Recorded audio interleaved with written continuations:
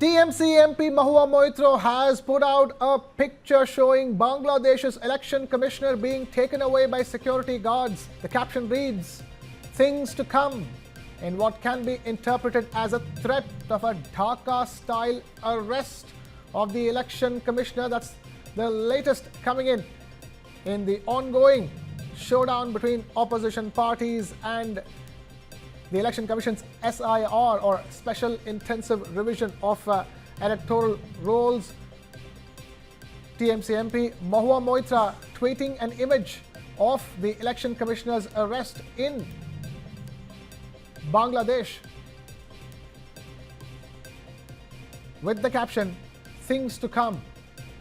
This at a time when West Bengal's Chief Minister Mamata Banerjee has accused another death as being caused by the fear and pressure generated by the Special Intensive Revision of Electoral Rolls. And even as that comes from the Chief Minister of West Bengal, Mahua Moitra, there, putting out that image that's on your screens right now, threatening a Dhaka-style arrest, referring to the arrest of the Election Commissioner in Dhaka, in Bangladesh.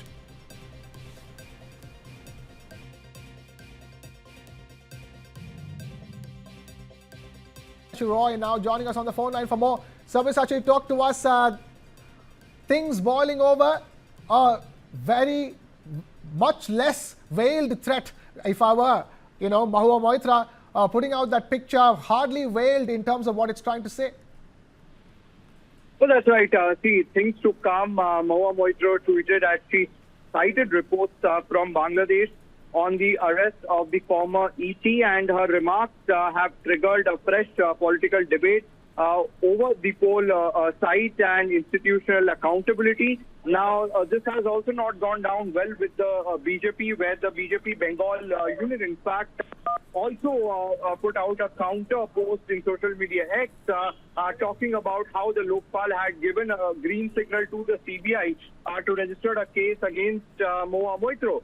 Now, it's a known fact that the Trinamool Congress entirely has been against the EC and against the SIR process that's been happening in the state of West Bengal. And time and again, threats, in fact, have come in from the Trinamool Congress and Chief Minister Mamata Banerjee herself, stating that if the SIR takes place in the state of West Bengal, then the law and order situation will go out of hand and the responsibility will lie upon the EC. So clearly, it's a war of words which has continuously been increasing between the Bharatiya Janata Party and the Trinamool Congress over the special intensive revision of voter lists in the state of West Bengal.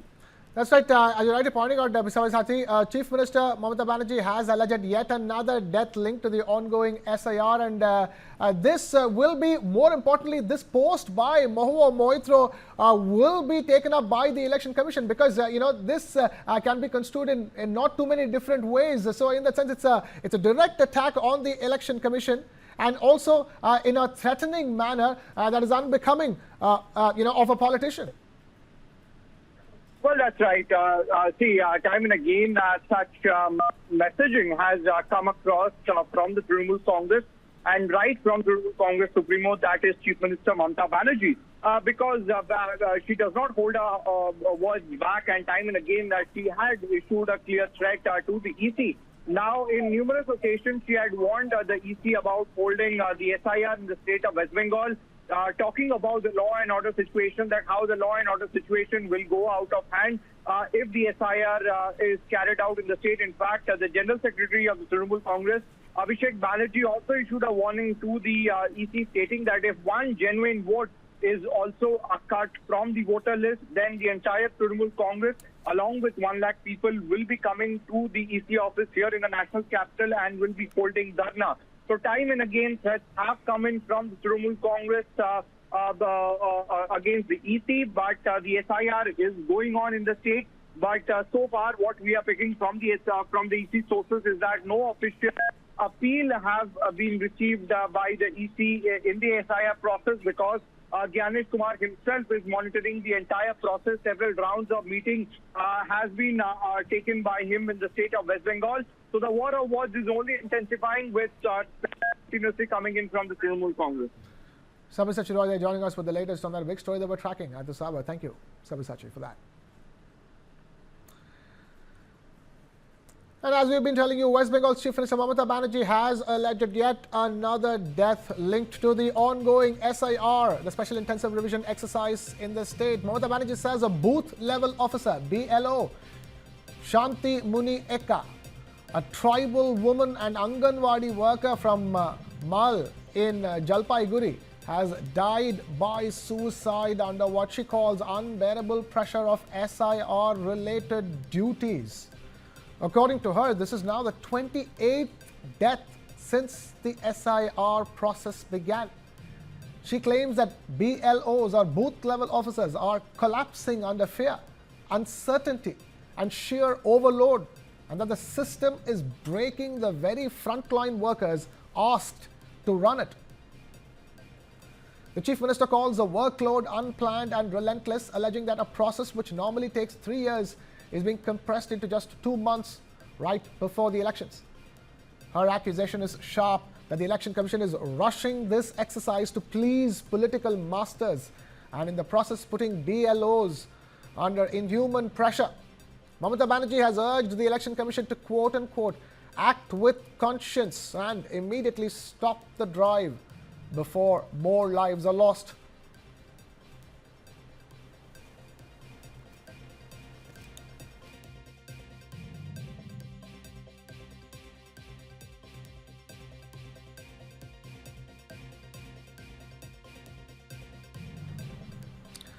Now, the Supreme Court of India has made significant observations today in the RG Kar Hospital rape and murder case and signaled that the matter may soon be moved out of the apex court.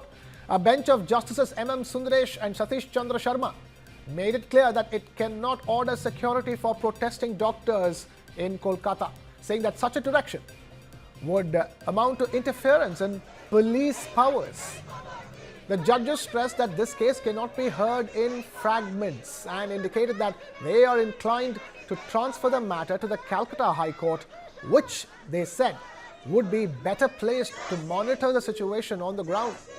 The bench also remarked that the Supreme Court is already handling too many issues connected to the case and that it is practically impossible sitting in Delhi to supervise ongoing protests in Kolkata. Appearing for the junior and senior doctors, Advocate Karuna Nandi told the court that doctors are being harassed by the police, repeatedly summoned for questioning, and urged the bench to grant protection. In response, the Supreme Court directed her to compile and submit a detailed table of all related cases currently pending before the Calcutta High Court. The matter will now be taken up after the winter vacation in January.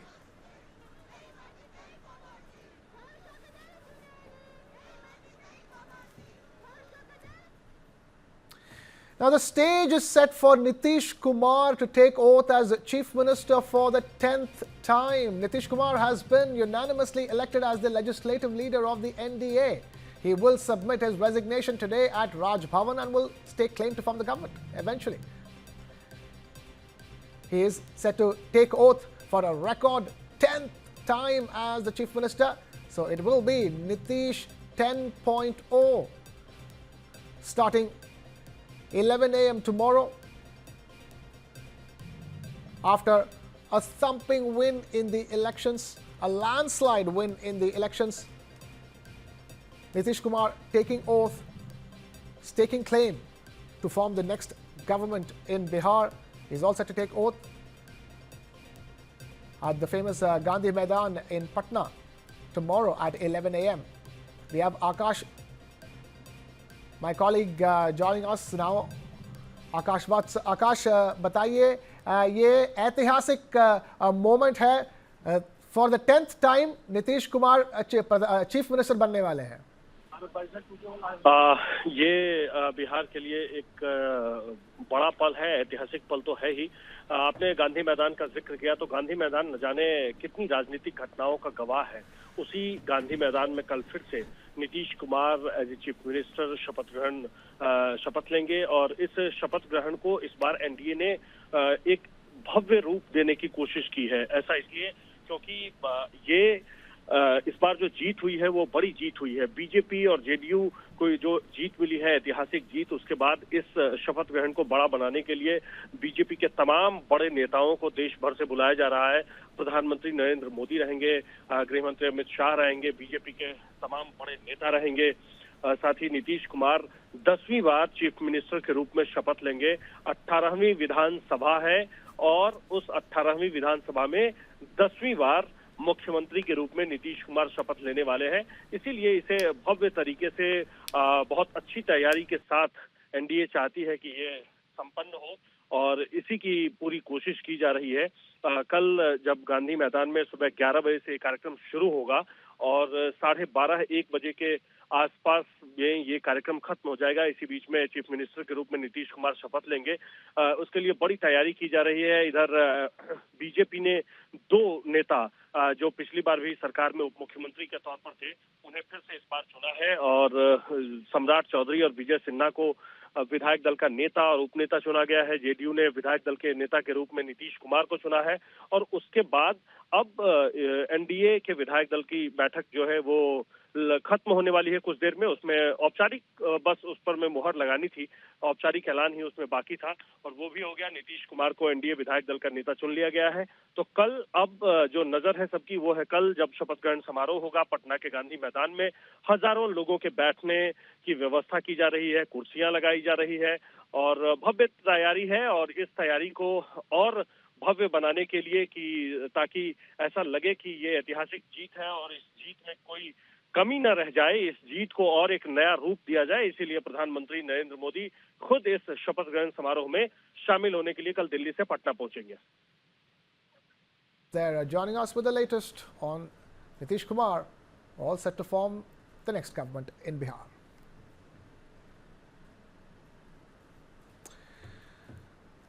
Gangster Anmol Bishnoi, one of the most wanted fugitives linked to multiple high-profile crimes, including the sensational murder of NCP leader Baba Siddiqui, has been deported to India. These are the first visuals now coming in of Anmol Bishnoi in the custody of the National Investigation Agency or the NIA. He landed a short while ago at Delhi's IGI airport under extremely heavy security. NIA officers were stationed at the airport well ahead of his arrival and formally arrested him the moment he stepped on to Indian soil. Bishnoi is now being taken directly to the Patiala House Court for further legal procedures. His return marks a major breakthrough for central agencies, and multiple state police forces are expected to seek his custody in connection with a series of cases registered across the country.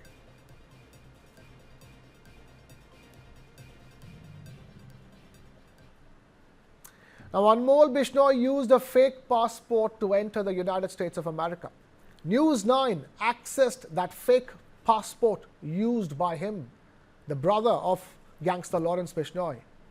He had traveled to the US using a fake passport, and investigators believe that the forged passport was issued under a false identity, allowing him to evade lookout notices and immigration alerts issued by Indian authorities.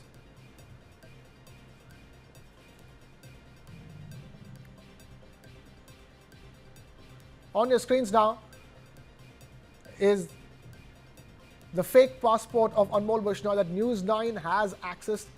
That is the passport that was used by him when he went to the US. A fake passport procured under a false identity, and that's what kept him out of reach of all the lookout notices and immigration alerts that went out from the Indian authorities. The most wanted gangster with a fake passport, involved in several high-profile cases, including the shooting outside Salman Khan, the Bollywood actor's residence in April last year, apart from the high-profile murders of Baba Siddiqui that took place in Bandra area of Mumbai. Siddiqui targeted in what is a posh locality where the shooter stood outside the Leelavati hospital. Anmoy Bishnoi was named as the key accused in the case, the main accused in the case, and in fact he had claimed responsibility as well for Baba Siddiqui's killing. Apart from that, he is accused of killing Sidhu Moosewala, whose car was ambushed by armed assailants from 3 sides. And the accused started firing indiscriminately at Moosewala's car. He was shot over 30 times by around 8 to 10 attackers. That ambush taking place in June 2022.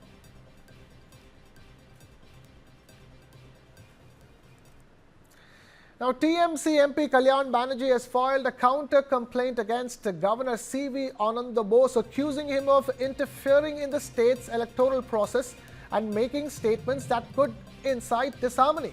In his complaint, Kalyan Banerjee has cited the governor's November 15th press conference where Bose said that corruption and violence must be rooted out before elections and that West Bengal needs a ballot and bullet culture.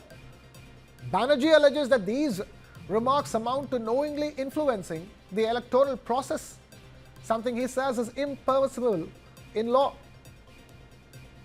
The complaint also refers to the governor's one-on-one interview on the 17th of November where he spoke of a political holy with human blood.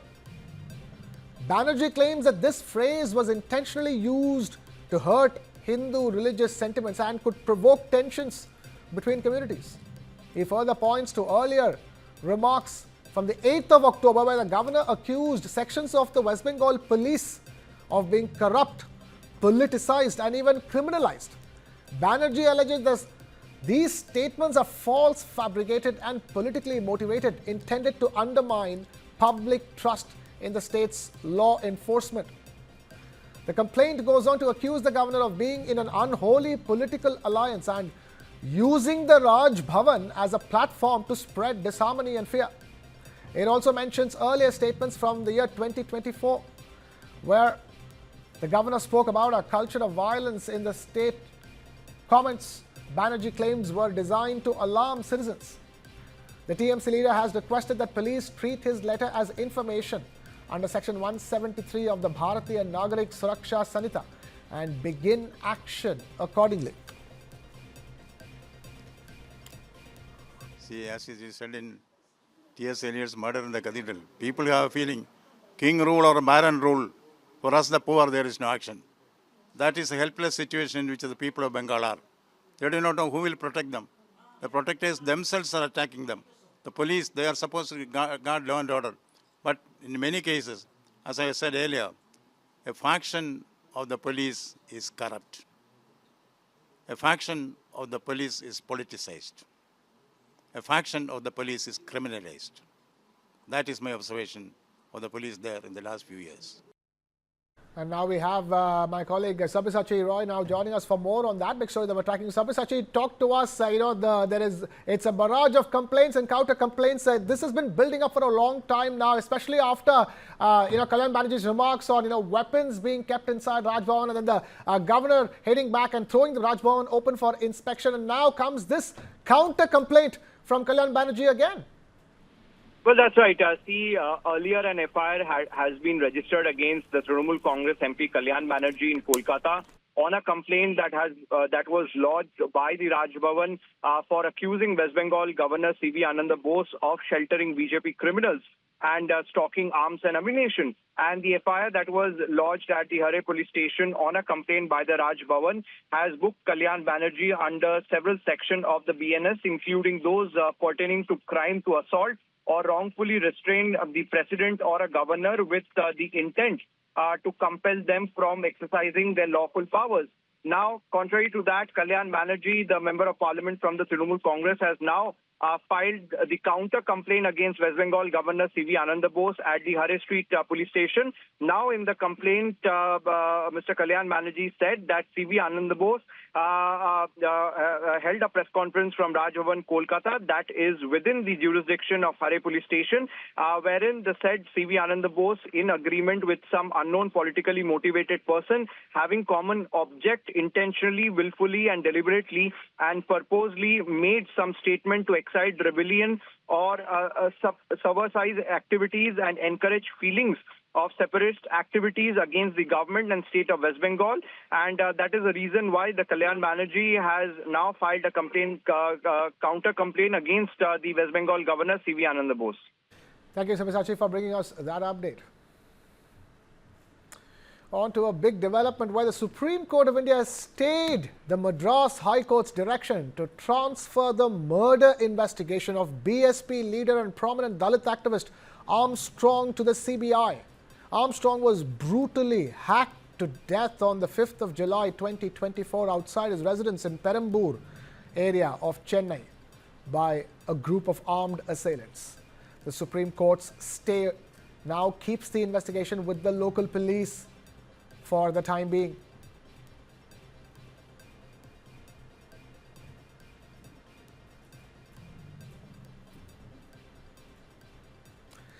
Now, the Supreme Court today also took a strong objection to Talaq-e-Hasan, a divorce practice among Muslims by which a man can divorce his wife by saying the word talaq once a month for 3 months, indicating that it might consider striking it down or referring it to a higher judge bench. Justice Suryakant went on to ask how such a practice, which affects the dignity of women, can be allowed to continue in a civilized society. If there are gross discriminatory practices, then the court has to interfere, said Justice Kant. The court was hearing a public interest litigation or PIL petition filed by journalist Benazir Hina, seeking a declaration that the practice of Talaq-e-Hasan is unconstitutional as it is irrational, arbitrary and violative of the Constitution itself. The PIL was filed back in the year 2022. The problem started with the harrowing experiences at schools.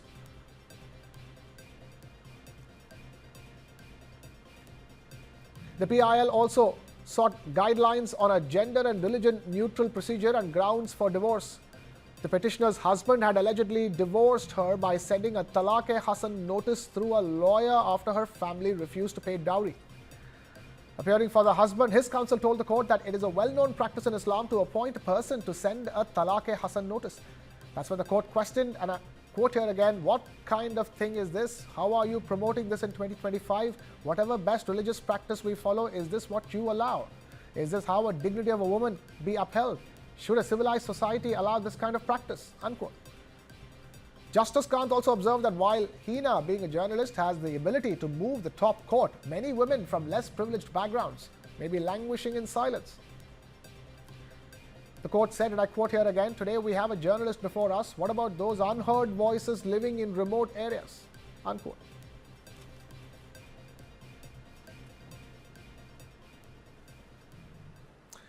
Now, Shashi Tharoor's praise for Prime Minister Modi has made Congress uneasy again. In a sharp response to the Congress MP's recent tweet on PM Modi, senior Congress leader Sandeep Dixit has questioned Tharoor's understanding of the country. Dixit has asked Tharoor why is he still in the Congress party if he thinks BJP and Prime Minister Modi's strategies are better.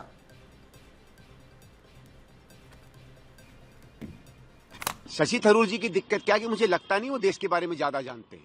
मैंने उनकी कुछ किताबें पढ़ी हैं, फौरी रूप में जो पॉपुलर चीजें हैं उनको लेकर वो लिखते रहते हैं। जो पकड़ या समझ इस देश की होनी चाहिए वो उनमें है नहीं। खासकर 70 साल में क्या हुआ इस देश में, 50, 60, 70, 80 के दशक में क्या हुआ, उसमें बहुत ही अज्ञानी है वो। और चलिए छोड़िए, अज्ञानता कोई राजनीति में तो कम से कम कोई कसूर नहीं है। आजकल तो अज्ञानता बहुत बड़ी चीज मानी जाती है राजनीति में, तो उसका शशि थरूर जी भी फायदा उठा रहे हैं। जिनकी वो कल तारीफ कर रहे थे वो भी अज्ञान के भंडार में बहुत आगे बढ़ चुके हैं, उनकी भी वो तारीफ करते हैं।